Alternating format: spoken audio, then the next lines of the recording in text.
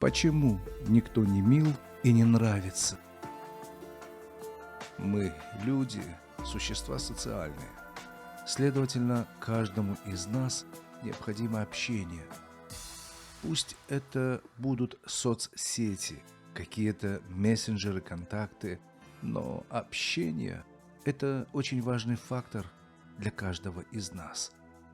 В общении выстраиваются какие-то отношения, возникает дружба, а порой даже и любовь. Есть у меня такие знакомые. Ошибка в поисковом слове – всего одна буква. Решила проблему одиночества двух людей. Она их познакомила и связала, сделала счастливой семьей. Разве это не замечательно?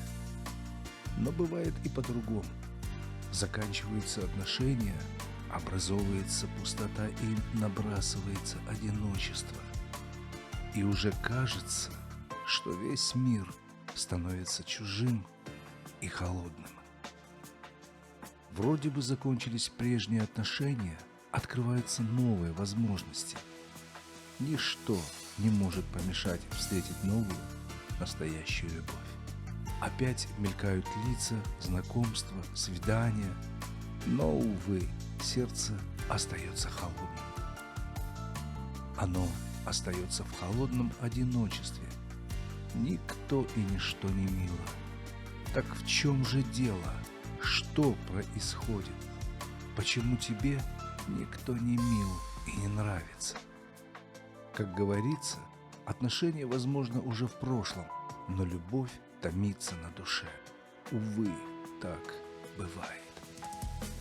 Поэтому ты заглядываешь тайно на его страничку в соцсетях, следишь за кругом его общения, контактами, словом, за всем тем, что происходит с ним и его окружением. Может быть, вы даже ведете переписку, созваниваетесь, общаетесь как обычные друзья. Одним словом, любые взаимодействия с бывшим возлюбленным реальные или ментальные, то есть лишь в твоей голове, есть продолжение отношений. Они заканчиваются лишь тогда, когда внутренней потребности в общении больше нет. Конечно, речь здесь не идет о совместных детях, когда общение скорее переходит в необходимость, в чем искренний позыв. Однако даже в такой ситуации можно прожить эмоции расставания, гнев, злость, обиду, разочарование и с абсолютным штилем в душе поддерживать с бывшим разговор о тройках и четверти вашего сына. Завершить отношения означает перестать ощущать эмоциональный всплеск при упоминании бывшего любимого. Бывает так, что после тяжелого расставания действительно есть какой-то страх опять влюбиться, завязать новые отношения. Тебя останавливает страх новой боли и разочарования. И только поэтому многие с головой уходят в работу, забывая о себе, полностью отдаются детям, родителям. Это и есть самое настоящее бегство от себя, от собственного страха. В этом случае делается все, лишь бы не допустить новых возможностей влюбиться, не допустить новых отношений. Это срабатывает защитные механизмы нашей психики, подсознания. И, конечно, мы исключаем все шансы развиваться нашим чувствам и ожиданиям. Так была ли любовь на самом деле? Многие боятся любви, как черт ладана. Да, влюбленность, привязанность, теплота, все что угодно, только не любовь. Эту красную черту прочертили предыдущие отношения. Может быть, даже в них было удобно и важнее чувствовать себя защищенной, а не влюбленной. Надо сказать, что отношения построенные на взаимовыгодном сотрудничестве, тоже имеют право на существование. Кстати, я спросил у нескольких дам, почему так бывает. И вот какой получил ответ. Я просто суммирую ответы в один. Так вот, многие говорят почти одно и то же, что холодный расчет чаще говорит не о меркантильности женщины, а о страхе вновь быть разочарованной, обманутой, сломленной или просто брошенной. Ограждая себя от вдруг свалившейся любви, в работу включается психика. Она выстраивает защиту в выборе того, в кого сложно влюбиться.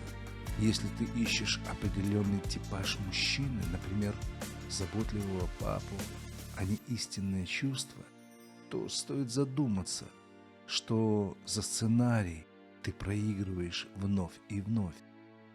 Может быть, ты просто завышаешь планку? Конечно, завышая планку, многие остаются в плену собственных иллюзий. Например, «хочу выйти замуж за принца». А вот на свидание зовут самые обыкновенные, простые парни. Надо сказать, что в такой ситуации избранника описывают исключительно внешне.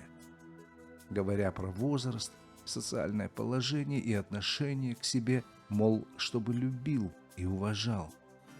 Но в мыслях же, мечтах, при этом остается некий идеал мужчины, встретить которого в реальной жизни не представляется возможным. Но очень этого хочется. Кстати, причины быть в плену иллюзий самые разные. Это неуверенность в себе или страх новой боли, или разочарование в предыдущих отношениях. Конечно, по улицам города принцы толпой не ходят, и увидеть их в соседнем подъезде вряд ли получится. А это значит, есть надежная защита от любви, и можно ждать своего принца дальше, всю жизнь. Но самое страшное, что может быть в жизни, это не найти, не почувствовать влюбленность и настоящую истинную любовь. Да, так случается, так живут. Поэтому иногда случается так, что выбор партнера происходит на уровне рассуждения, каких-то требований, а не сердцем и чувствами. Для таких людей любовь – это про осуществление желаний другого, служение и жертвенность.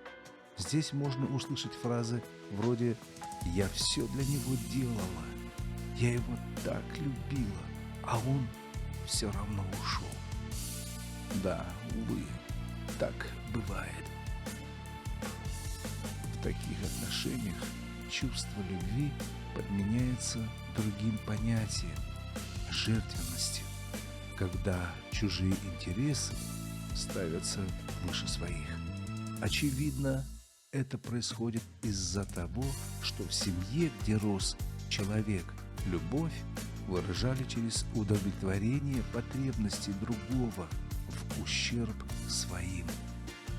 И даже когда нет необходимости вести себя подобным образом, к сожалению, мы вновь и вновь воспроизводим привычное поведение в собственных отношениях.